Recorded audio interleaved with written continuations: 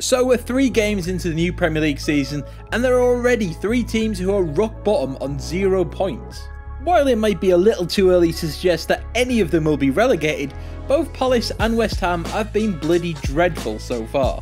Anyway, to be the harbinger of doom and gloom and pass on the misery of another Sunday morning hangover, here are 5 teams who managed the lowest points in Premier League history. Number 5, Sunderland 2002-2003, 19 points. Good God, this team are bad, but oddly, they actually started out okay, picking up 5 points from the first 4 games, including a draw with Man United. However, after beating Liverpool in December, Sunderland went on an incredible 20-game winless run, with them losing 15 on the trot. The Black Cats, who had 3 different managers that campaign, mustered just 19 points, the lowest at the time, and saw them relegated by a whopping 26 points from safety. Veteran striker Kevin Phillips was the team's top scorer with just 6, and in all, the club managed just 21 goals in the Premier League, which is a proper stinker. Number 4, Portsmouth 2009-2010, 19 points. This season was always going to be an uphill battle for Pompey. They were deducted 9 points due to going into administration, and despite that fact, they had already started buying loads of players in the summer. In fact, Portsmouth actually had a massive squad, with Avram Grant using a whopping 33 players during the course of that season. However, all of those players failed to make up the deficit, with them sitting rock bottom following the second game week of the campaign. A really sad end to their run in the top flight, but at least they reached the final of the FA Cup, right? Number 3, Aston Villa 2015-2016 season, 17 points. There was plenty of optimism after reaching the FA Cup final the season before and losing to Arsenal in the process. But to help Villa move up the table, Tim Sherwood spent a whopping £52 million on new players, and despite spending that much, he never really acquired any quality.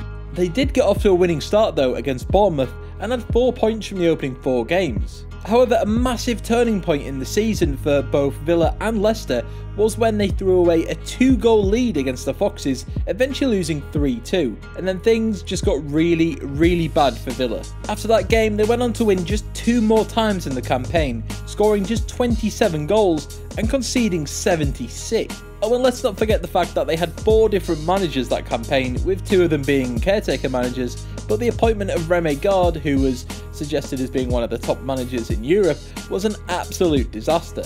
Number 2, Sunderland 2005-2006, 15 points. Alright, we're not messing around now, this is some seriously bad stuff. After gaining promotion the season before, Sunderland failed to strengthen their team again with any real quality. There's a running theme here. The Black Cats went on another serious winless run and ended up an astonishing 27 points from safety. When Mick McCarthy was sacked, Sunderland thought, well, instead of just appointing a proper manager, why not just let Kevin Bolter take charge for the rest of the season, and we'll sort it out when we're down in the Championship. In fact, this team was so bad that can you guess who their top scorer was?